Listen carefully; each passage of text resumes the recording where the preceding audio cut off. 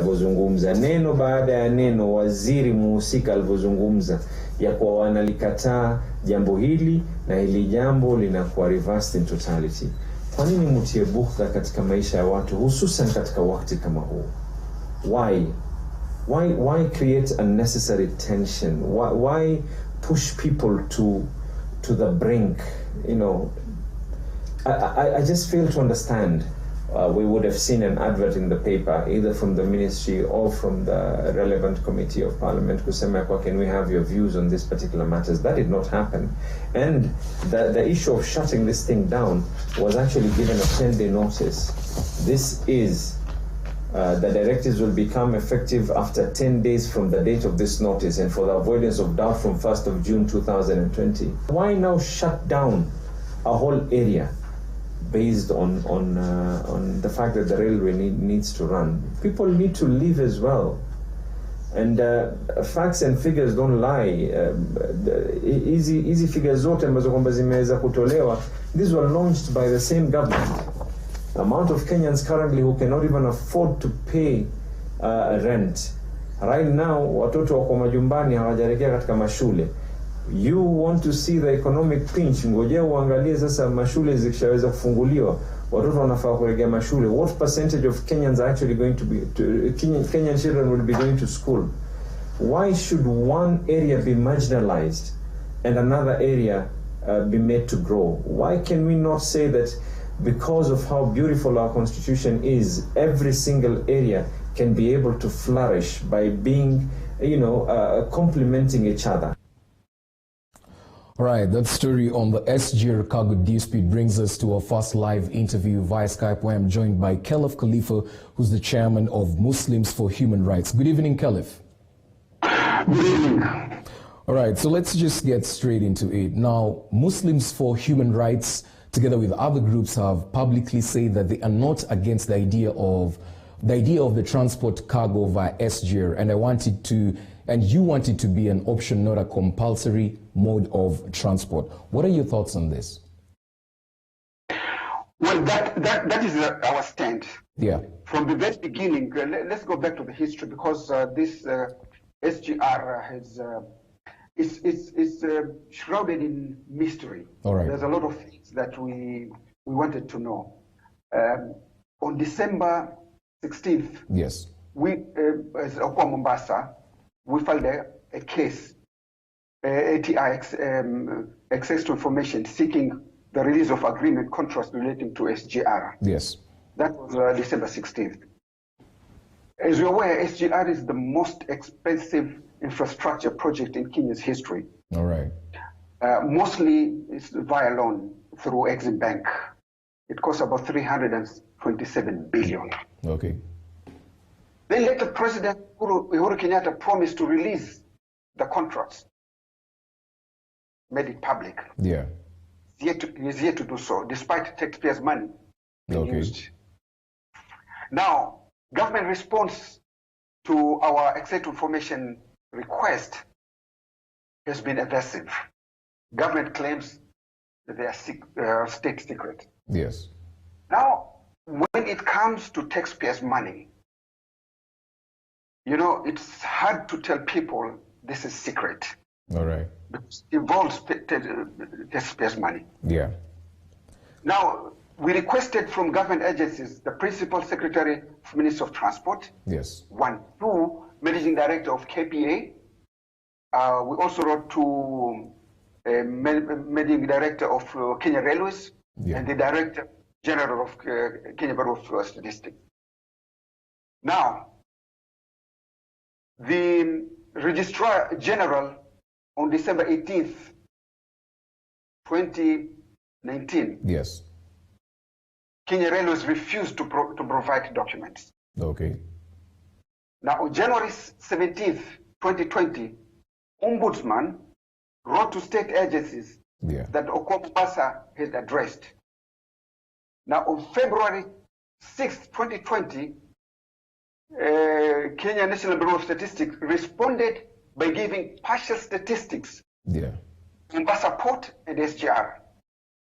Now, on March 6, 2020, Registrar General asked me to pay 600 shilling for research fees, and 500 per page for certified copies.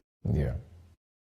Now, the SGRs was done without public participation within the provision for Articles 10, 118, 124, 201, 221, and 232. Yeah. Now, our biggest contention on the whole issue of this SGR, yeah, that the minister, Macharia, that forced all the consignees and all the cargo, yeah, that they should use SGR to transport all the goods to Embakasi and later to Suswa. Yes. Rendering the port of Mombasa, which is a natural harbor, completely useless. Yeah. Because the cargo, the ships arrived in Mombasa. Yeah. All the cargo, they were put in SGR. Then they go to Embakasi and Suswa in Naivasha. Yeah.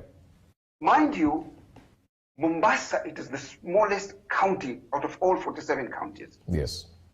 Mombasa has no agriculture. Mombasa has no industry. Yeah. Mombasa depends entirely on this port. Now, when the government says that because of economic reasons, yeah, you're talking about the government. Yes. Now the question Mombasa people are asking, aren't we part of the government? Okay. Now, you've talked of very interesting aspects in your feedback, and what I want to jump onto next is the loss of jobs is an inevitable scenario with such a directive. Now, in the event that the government does not go back on its word and transport of cargo via SGR is kept compulsory, is there a plan B in place for these people? Yeah, I think we are going to take the easiest way first. Yeah. Because there is already a case in court. Yes. Okay? Yeah. In regard to this forced. We are not saying that people should not use SGR, but what we're saying, yeah, people should not forced using SGR.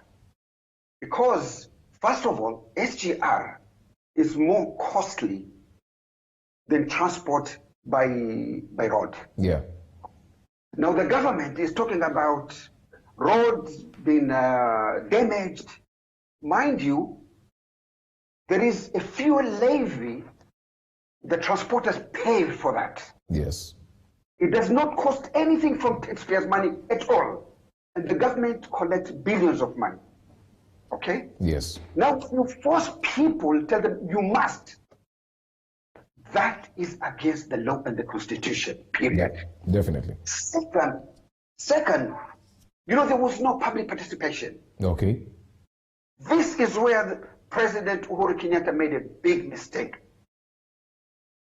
The provisions of public participation, it is in the Constitution because there is the reasons why they put it there. Yes. Now, they did not take into consideration, you know, there are over 15,000 trucks that they're going to lose. Yes. Now, talking about 15,000, you're talking about a big chunk of economy of Mombasa. Now, if Mombasa sink economically, the whole Coast Province will sink. Yes. Now, this is our worry. Now, what we are saying, yeah, if the government persists that it must, I think, yes, this is where the political decision is to come in. All right. We are going to pin down yes, our politicians. Yes. Now, I'm telling you, we are going to pin down our politicians yeah, to support our demand that Port of Mombasa remains Port of Mombasa and services yeah, be rendered back to Port of Mombasa. Yes. There is no any other way. If they don't do that, yes, we are going to resort back to demonstration. And this time, it will be do or die. All right. Now, you've made that very clear, and you've talked of public participation. Just as we wrap this up, I want to ask, could you say that the leaders have turned a blind eye to this situation? What has being their role in this whole scenario with regards to the directive?